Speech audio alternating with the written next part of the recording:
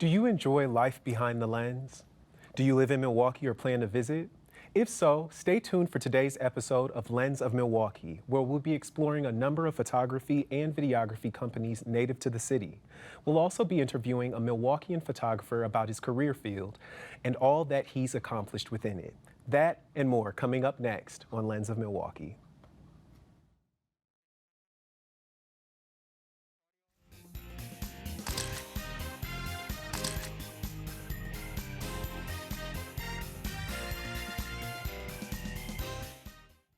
Hello, and welcome to Lens of Milwaukee.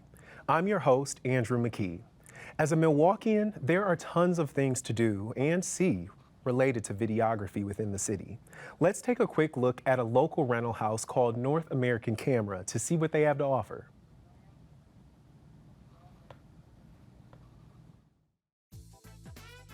North American Camera is Wisconsin's first and really still only professional full-service camera rental house. We rent high-end camera equipment, lenses, cameras, monitors, tripods, accessories for people doing video production. We are a professional video camera rental house, which puts us in pretty rare space for the business world in the state of Wisconsin. There's really not too many other companies that come close to what we do, which is rent professional camera gear. It's pretty standard procedure since day one of North American Camera that if somebody's interested in using a piece of equipment that they're not familiar with, we will train them on it as much as they need to, whether that be 15 minutes of training time or it could be several days of training time before they might be comfortable enough to actually operate the gear properly. We will provide that free of charge. The gear we have to rent is typically of a caliber that is more expensive than the average person would want to pay for to buy it themselves. So we have cameras like the Aeroflex Alexa Mini LF. That's our top of the line, highest end camera right now. To buy that would be equivalent to practically buying a starter home in the area. We carry Canon cameras, Canon Cinema, C500 Mark II, C300 Mark II, Sony, big name in production cameras, the FX9, which is the current top of the line camera other than the Sony Venice, which we do not carry. But primarily we focus on gear that people want to use. There's a need for it, a desire to use it, but it's just too expensive to buy it outright. So that's what we're here for, is to rent them that type of gear for a couple $100 rather than tens of thousands of dollars. North American Camera started off as a film rental house, so meaning we just rented film equipment. So my first cameras were the Arri SR3, which is the top of the line 16 millimeter film production camera at the time. After that, I moved to the 435 ES, which is a high-speed 35 millimeter MOS camera. It wasn't designed to record audio, it was just designed to go really fast frame rate. Also bought the Arri 535B, which was a top of the line sync sound film camera in its day. But as soon as probably the early 2000 teens started, film started to diminish in its place in the industry. People started moving to digital, and we were the first rental house that I'm aware of in the Midwest to rent the Red 1, which was the first kind of truly professional cinema, digital cinema quality 4K resolution camera. And that was really the beginning of it all. That was the beginning of the end of film and the beginning of digital cinema as far as the industry was concerned. North American's typical clientele is production companies here in the area who are renting gear that they might not own, or they're supplementing gear that they do own with some of our gear. Primarily commercial production, but we do rent to people shooting independent short films, independent feature films. We just wrapped up renting some lenses for a production that took over a year to shoot. It's going to be an independent feature film that was produced here in Milwaukee. But it's a mix. We do a fair amount of work with out-of-state companies also. They come in with travel restrictions with COVID. It's more difficult right now to travel with gear, so we actually have seen an uptick in that type of business where people are traveling from wherever to Milwaukee to do a production of some sort. They just don't want to travel with their tripods, monitors, and cameras and batteries. It's just too much of a hassle, so they will reach out to us and rent that gear while they're here. COVID had a very negative effect on our business in 2020 and into 2021 in that the production industry for video and film was basically shut down for several months. And being as we are a vendor to that industry, they don't work, we don't work. So it was quite slow for us in the middle to end of 2020 for sure. Moving forward for 2022, our plan is to really just kind of reestablish connections with our former clients that we've kind of lost track of, I guess, due to COVID and the fact that they haven't been working that much, and therefore we haven't been working that much. But we're also constantly purchasing new equipment. We have plans to introduce a few more pieces of gear to the community, production community here in Milwaukee in 2022. Last year, we actually purchased throughout the year, even though it was COVID season, we procured more equipment maybe than we have in previous years. New cameras, several new cameras, new lenses. We just brought in finally for our rental stock. We have the first set of professional anamorphic primes here in the city for people to use. So it's been kind of fun to kind of get people exposed to some of these new technologies.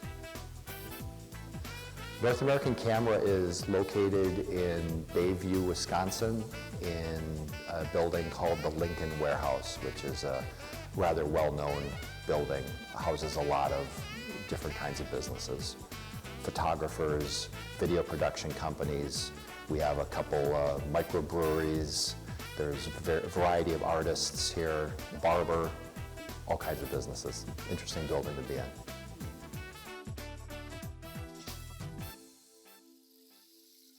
Wow, I know what studio I'll be renting out to get some high quality lighting shots. Next, we have a very special guest here today, Dale Stanbroughton, owner and president of Artist Group Photo and Video. How are you doing today, Dale? Great, thank you. Great, I'm glad to hear it. So let's go ahead and jump right into the meat of the interview. Can you tell us a little bit about how you got started within the field of videography? After getting some basics in college, I started in Chicago, downtown Chicago, in commercial photography. But I actually worked as an apprentice and an assistant for a couple of years before I went out on my own. Beautiful. So obviously, you know, you've matured, you've progressed a lot, and you've grown to own your own company within videography. Do you feel that there's something specifically that sets your company apart from others within the field? And if so, what? I was very good at kind of thinking out of the box and doing things that made me stand out. I used to shoot a lot for magazines. Gotcha. And basically, it wasn't very good pay, but it got a lot of exposure. So Gotcha. I utilized that industry to get my name out. Gotcha. And so would you say that's a tidbit of advice that you would maybe offer to future videographers or photographers? Absolutely. Yeah, you want to work for as many different studios as you can when you're first getting started, just to get a taste of the different types of photography that are out there. But yeah, don't be afraid to apprentice, work for free, do whatever it takes to kind of get into the industry and get to know the players, get to know who's who, and because a big part of it is the politics of the industry. Definitely understood. What's one thing that you would say about the politics within the industry that any newcomer within the industry should know? Well, like any political situation, it's about knowing the people, and it doesn't matter who you are. People want to hire talent that they're comfortable with.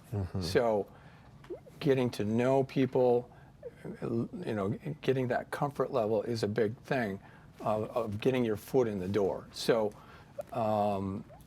just again, trying to figure out who the players are in the industry, who's controlling the projects, the jobs, and working your way into that industry is what kind of gets you in the door. And then after that, offering talent that maybe is a little bit more than they expect. So that's a huge part of our business is, and our catch line in our business is to give you what you want, but a little bit more than you expect. Beautiful. So you definitely like to underpromise and overperform. I Right. definitely understand that. Sure. One last question for you while I still have you. In the 30 years that you've been working in this industry, what is the one memory that sticks out amongst the rest? That's a good question. I used to do a lot of celebrity work in Chicago and photographing people like Robert De Niro, who hates his picture taken, was probably one of the most nerve-wracking sessions I ever had. Beautiful. And the result of it was positive, I'm assuming? Absolutely, yes, Great. fantastic stuff. And celebrities really talk in a portfolio. A lot of people really get into that, enjoy that. So Beautiful, beautiful. Well, I'm glad that you were able to make that type of connection. Outside of that, is there any other tidbit of advice that you would offer to people that are looking to break into the industry that have no type of background experience at all? I think, just mastering the basics. You don't have to be a master photographer to get into the industry, but you do need the basics. You need to know what you're doing. You need to know your way around a camera, and you need to know lighting. So, get that established first, and then go for it. Just try different things, and don't be afraid to ask questions. Don't be afraid to try to do something, again, that stands out, because that's going to get you noticed, and that's going to kind of get your foot in the door for different opportunities. Gotcha. Well, thank you so much. That is all the time that we have right now. We appreciate your expertise and you being so willing to share all of that with us. Thank you very much. You're very welcome. And we are going to go ahead and move on to our next location, which is downtown at Milwaukee's Northern Lights Photo Studio. Let's go ahead and take a look.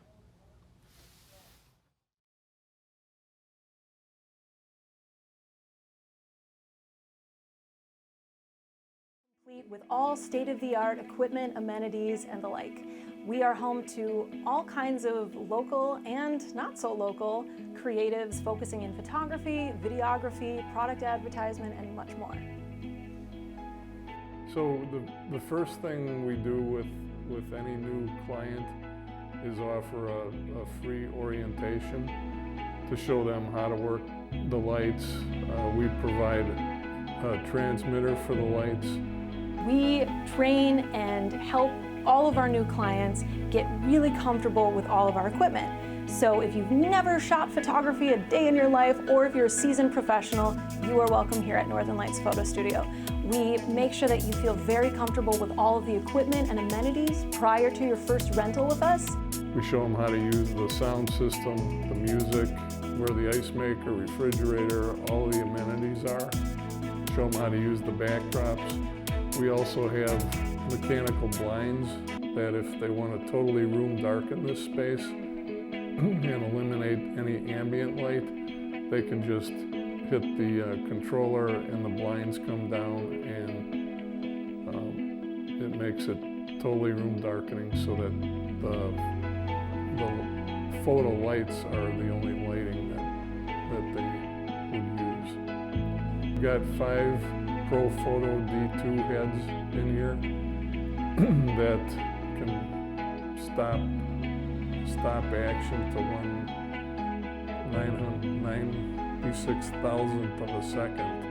We have all Pro Photo brand equipment. We have all kinds of LED lights in addition to our lights that are geared for photography. And we always make sure that everyone feels very confident and comfortable using the equipment prior to their first rental. We've had some clothing designers come in, and I think the largest one we had, she had 8 models here, and they were doing clothing changes, getting makeup done, and it was just a rotation. Clients are the Milwaukee Magazine, Von Maur, a clothing company, Royal Enfield, and Wisconsin Vision. And David Bernanke, Mike Miller, and the like.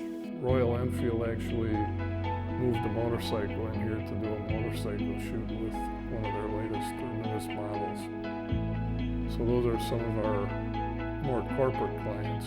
I wasn't a portrait photographer, but when this space became available, I thought it would be a good space for portrait photography, so that's what we started to do. So having that initial background and using flash and some of those things in my landscape photography prompted me to start this business.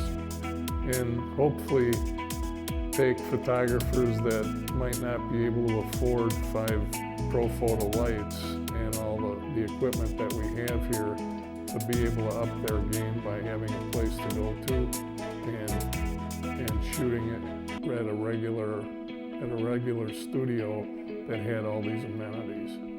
Marketing plan, when I hired Cynthia Starge to help with the marketing and actually running the studio, that's when things started taking off, and through social media and some of the advertising that we have done, we have a nice client base at this point. The best part about working for Northern Lights Photo Studio is the community that we have here that's been established. We have so many different creatives, and getting to meet all kinds of different people is always exciting. Everyone's always got a different project that they're working on, and it makes it that much more thrilling.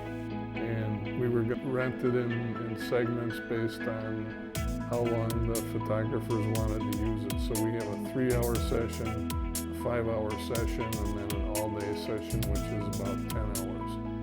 So we gave the potential photographers options of how long they wanted to use the space, and then a price according to those times.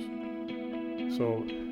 And it's very simple to use the space. We have a website that Cynthia put together with a calendar, and you just go online, you block off the amount of time you want to use and the length of the session. It tells you how much that is. You pay for the session at that time, and then it removes that time from the calendar. So you can't double book. So once it's first come, first serve, whoever signs up for that time first is allowed to use it, and you can't double book it. And we just ask that there's about an hour in between sessions so that we have time to come in and do some minor cleaning up as necessary. We're thinking about having more training seminars as far as having photographers come in and learning how to use the lights.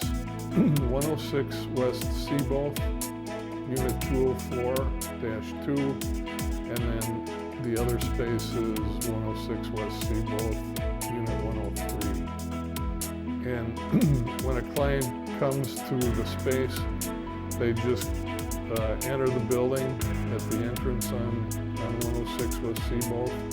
They come up to the second floor to see the concierge, and then the concierge gives them the keys to the space, and when they're finished, they return the keys to the concierge, and they're finished.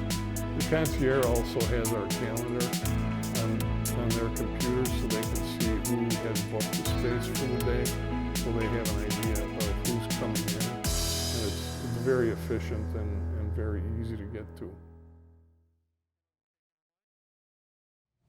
Wow, I know what studio I'll be renting out to get some of those high quality lighting shots. But unfortunately, that is all the time that we have today. Thank you guys so much for watching and for tuning into Lens of Milwaukee. Until next time, I'm your host, Andrew McKee. Have a great rest of your day.